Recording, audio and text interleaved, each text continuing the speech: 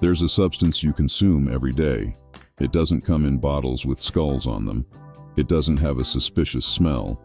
It's in your pizza sauce, in the sliced bread you call whole wheat, in the strawberry-flavored yogurt you believe to be healthy. And the most curious thing of all is that the more you eat it, the harder it is to stop. We're not talking about a dramatic addiction. We're talking about something much quieter. Something that has, over the years, reorganized the way your brain demands energy, reward, and comfort. We're talking about sugar, and this video isn't about dieting. It's not about quick weight loss. It's about what really happens inside your body when you stop supplying it with this fuel, hour by hour, for the first 72 hours. What changes in your brain, in your blood, in your cells, and why most people give up exactly when their bodies are about to truly change. If you've made it this far, you've probably tried cutting out sugar before. And you've probably felt that dull headache, that inexplicable irritation, that absurd craving for something sweet at 3 in the afternoon, even when you're not hungry. This discomfort has a name, it has a cause, and it has an end. Sign up now. What comes next will change the way you understand hunger, energy, and control. The first reaction, the initial hours. Imagine your brain is a city that for years had abundant, cheap electricity available at all hours. Suddenly, the main power plant is shut down. The lights don't go out immediately, but the city's sensors already sense that something has changed, and they start sending alerts. That's exactly what happens in the first 2 to 4 hours without sugar. Your pancreas, which has spent years releasing insulin in response to glucose spikes, begins to notice an unusual absence. Your brain, accustomed to receiving quick dopamine whenever sugar arrives, starts searching for this signal. And when it doesn't find it, it sends a request. This request doesn't sound like a rational thought. It sounds like unease, like a slight anxiety without apparent reason, like that feeling that something is missing, but you don't know what. Many people mistake this signal for hunger. It's not hunger. It's your reward system testing the limits of this new reality. Here's what science shows. Sugar activates the same dopamine receptors as certain addictive substances, not with the same intensity, but with the same frequency. You don't become addicted in the clinical sense, but your brain learns to expect that stimulus. And when it doesn't come, it asks for it, insistently. Between the 2nd and 5th hour, depending on how much sugar was in your last meal, some people start to feel that slight mental fog, a slight difficulty focusing, a slightly unstable mood.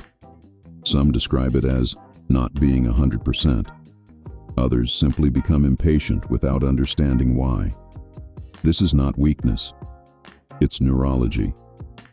Your prefrontal cortex, the part of the brain responsible for logical thinking and decision-making, consumes a disproportionate amount of glucose. When your blood sugar level starts to drop after your last meal, it's the first to notice, and it communicates this deficit in the only way it knows how, by reducing your patience, increasing your irritability, making the world seem slightly harder than it really is. This is the moment when most people go to the drawer, take out a cookie, and say to themselves, "I'll start tomorrow." But what would happen if you simply stayed? It's not a generic thought of hunger. It's an image, a smell, a precise memory. The chocolate that sits on the second shelf, that warm bread, the ice cream that's been in the freezer since last week. Your brain isn't being random, it's being strategic.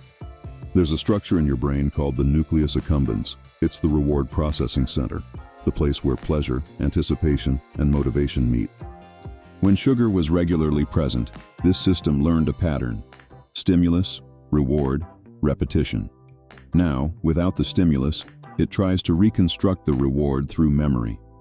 It literally manufactures the craving with images from the past. This is what neuroscientists call craving context-induced. And that's why sugar cravings don't appear in an abstract way. They appear with a specific address, taste, and temperature. Understanding this changes everything, because when you realize you're not hungry, you're just watching your brain play a commercial. You stop being the obedient spectator and start being the observer who decides. The craving wave lasts on average between 8 and 12 minutes at its peak intensity. If you get through this interval without giving in, it recedes. It doesn't disappear forever, not yet, but it recedes. And each time it recedes, the signal gets slightly weaker. This is important, because most people believe that the desire will grow indefinitely until it becomes unbearable. In reality, it behaves more like an ocean wave. It rises, peaks, and breaks. Always. The problem is that almost no one waits for the moment when the wave breaks. As glycogen stores, the way the body stores sugar in the muscles and liver, begin to dwindle, the metabolism starts doing something that, for most people, is almost unknown in practice. It begins to consider fat as fuel. Not dramatically, not yet. But the enzymes responsible for breaking down fat are beginning to activate. The hormone glucagon, which works in opposition to insulin, is starting to rise. And blood insulin levels, which have been elevated for years in response to a high-sugar diet, are finally beginning to fall. Think of insulin as a key that locks fat cells. As long as insulin is high, fat is trapped. The body simply can't access this fuel efficiently, no matter how many calories you cut. That's why so many people get frustrated with diets that reduce calories but maintain sugar. The problem was never the quantity. It was the hormonal signal that prevented access. When insulin levels start to drop, the key turns. The door opens. This process is not immediate, but between the 12th and 20th hour, the body begins to operate with a mixture of fuels, part still glucose, part already fat. And it is during this transition that many people experience the most famous and most misunderstood symptom of the entire process: the headache. The symptom that makes people give up. It usually appears between 4 p.m. and midnight. A dull pressure that starts at the base of the skull or in the temples, sometimes accompanied by mild fatigue, sometimes by a vague feeling of unease. Most people interpret this as a sign that something is wrong, that the body is needing sugar, that perhaps this change isn't good for them. It's exactly the opposite. This headache has two main causes. The first is fluctuations in serotonin levels, a neurotransmitter that sugar artificially helps to raise. With the drop in external stimulation, the brain needs a few hours to recalibrate its own production. The second cause is mild dehydration. Each gram of glycogen stores about 3 grams of water. When glycogen begins to be used, this water is released and eliminated. The body literally loses fluid volume rapidly. The solution isn't to eat sugar. It's to drink water and electrolytes. And wait. Because on the other side of that headache lies something most people have never experienced. Something that, once you experience it, completely changes your frame of reference about what it truly means to have energy. The turning point, sometimes between hour 24 and hour 36. There's no exact time. It doesn't show up on the clock. But almost everyone who goes through this period describes the same phenomenon in the same way. It's as if someone has adjusted the brightness of the world. The mental fog dissipates. Not gradually. Suddenly, your thinking becomes clearer, more linear. That feeling of operating in economy mode, which you may not even have known was your default mode, simply disappears.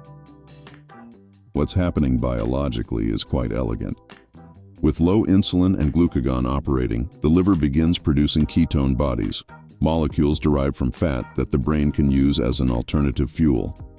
And here's the detail most people have never heard. The brain actually functions more efficiently with ketones than with excess glucose. High glucose levels create fluctuations, energy spikes followed by crashes, focus followed by fog, alertness followed by post-lunch drowsiness. Ketones don't do that. They provide energy in a more stable, continuous, and quieter way. For the first time in a long time, you reach 3 p.m. without that compulsive urge to eat something. Not because you're controlling yourself, but because the hunger signal for the first time is coming from the right place, from your stomach, not from the brain's reward system. That distinction is everything. If this makes sense to you, leave a like now. It really helps the channel and ensures that more people find this content. You wake up without that sticky sluggishness that seemed normal but never was. What is happening is a decrease in low-grade systemic inflammation. Excess sugar, especially in the form of processed fructose, stimulates the liver to produce triglycerides and activates inflammatory cascades in adipose tissue. This inflammation doesn't hurt. It doesn't cause fever. It doesn't show up in routine exams unless you know what to look for. But it's there, silently increasing insulin resistance, impairing sleep quality, and making the immune system slightly more reactive than it should be. When the sugar is removed, this cascade begins to calm down. The intestinal cells, which had adapted to a high glucose environment, begin to restore the integrity of the intestinal barrier. The microbiota begins to rebalance. Bacteria that feed on simple sugars begin to give way to more diverse and beneficial strains. You don't see it happening, but you feel it. In the calmer digestion, in the more restorative sleep, in the absence of that slight irritability that you had normalized as your way of being. 72 hours, 3 days. The fat hasn't melted away yet. The weight on the scale may have dropped a pound or two, but that's mostly water and glycogen, not adipose tissue. Anyone expecting an aesthetic transformation in 72 hours will be disappointed. And it's important to say this clearly, because promising otherwise would be dishonest. What has changed is not reflected in the mirror. It's in the fact that you arrived at 4 p.m. without raiding the cookie drawer. It's in the fact that you slept through the night without waking up at 3 a.m. with fragmented sleep. It's in the fact that you managed to sit down and work for 2 hours without that constant distraction that you thought was a lack of discipline, but was actually glycemic instability. But there is one change that is bigger than all of these, and it is the most difficult to articulate. You realized that the sugar craving wasn't you, it was a pattern, a conditioned circuit, a learned response that your nervous system repeated automatically without your permission.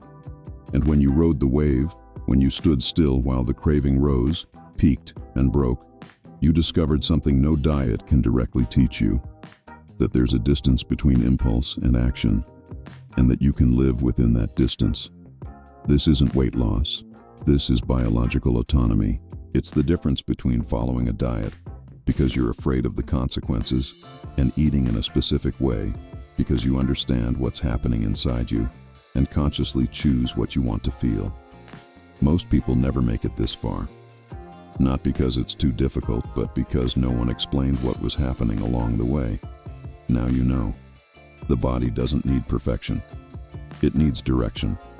72 hours won't reverse years of habit, but it will prove, in a concrete and visceral way, that your metabolism still responds, that the system is still capable of change, that clean energy, that deep sleep, that mental clarity that you may have felt only on random days without explanation. They have a cause, and the cause lies in what you put into your body every day. This is the beginning of a conversation that most people never have with themselves, and you've only just begun. If this video changed anything about how you think about hunger or energy, leave a comment below. It can be just one word. These comments show the algorithm that this content is worth reaching more people. And if you want to continue this journey, the next video is playing now. It will show you what happens when you go beyond the first 3 days. See you there.